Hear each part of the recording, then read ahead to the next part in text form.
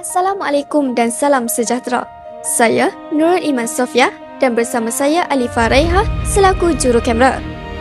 Hari ini berlangsungnya Majlis Apresiasi SMKA Wataniah tahun 2025 bertempat di Dewan Koswa sebagai penghargaan kepada murid-murid dan warga sekolah atas pencapaian sepanjang tahun. Tanpa membuang masa, mari kita saksikan. This world from heart and head, brick by brick, we made it stand. Through every storm we faced as one, a brighter dawn, the race we've run. Rise and shine together. This is our time forever. Through the dark we found our light. Now we soar, hearts burning bright.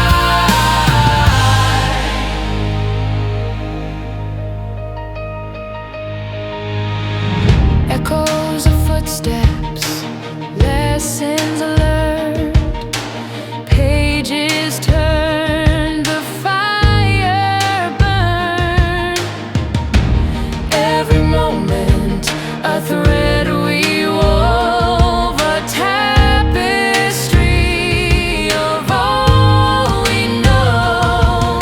We fell, we rose, the climb was steep, but every step a treasure we keep. Rise and shine together. This is our time forever. Through the dark we found our light. Now we soar, hearts burning bright.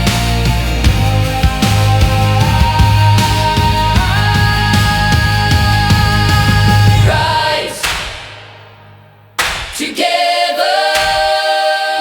Assalamualaikum, saya Nur Safarina, wartawan Wix TV. Boleh perkenalkan diri anda? Waalaikumsalam. Saya bernama Ahmad Anizul bin Ibrahim, bapa kepada Nur Zahra. Boleh saya teruskan dengan soalan? Boleh? Soalan saya, apakah perasaan Cik apabila anak Encik mendapat anugerah pada hari ini? Pertama sekali saya ingin mengucapkan tahniah kepada pihak sekolah kerana berjaya menganjurkan majlis apresiasi ini. Jadi sebagai seorang ayah, sudah tentu saya berasa amat bangga dan bersyukur kepada Allah SWT kerana anak saya mendapat anugerah generasi gemilang kurikulum, ya. Jadi sebagai seorang ayah, semua ayah di dunia ini memang mengimpikan, mendambakan anaknya mencapai kejayaan dalam apa bidang sekalipun. Itu. Seterusnya, apakah pesanan Cik pada adik-adik di luar sana yang tidak menerima hadiah pada hari ini? Baik, kepada adik-adik yang berada di luar sana yang tidak menerima hadiah pada hari ini, pesanan pertama saya, jangan berputus asa. Jangan berputus asa, berusaha dengan lebih gigih lagi, terutama dalam bidang akademik. Dan yang keduanya dalam bidang kurikulum. Sebab bidang kurikulum ini dia selain mendidik seseorang pelajar supaya mematuhi disiplin, dia juga melahirkan pelajar yang beradab dan juga mempunyai kepimpinan pada suatu hari nanti.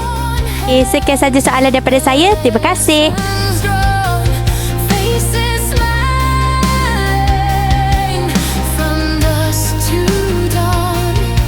Building bridges, stone by stone, a family made, not just our own. Through the trials, through the pain, we rise, we fall, we stand again. Shining through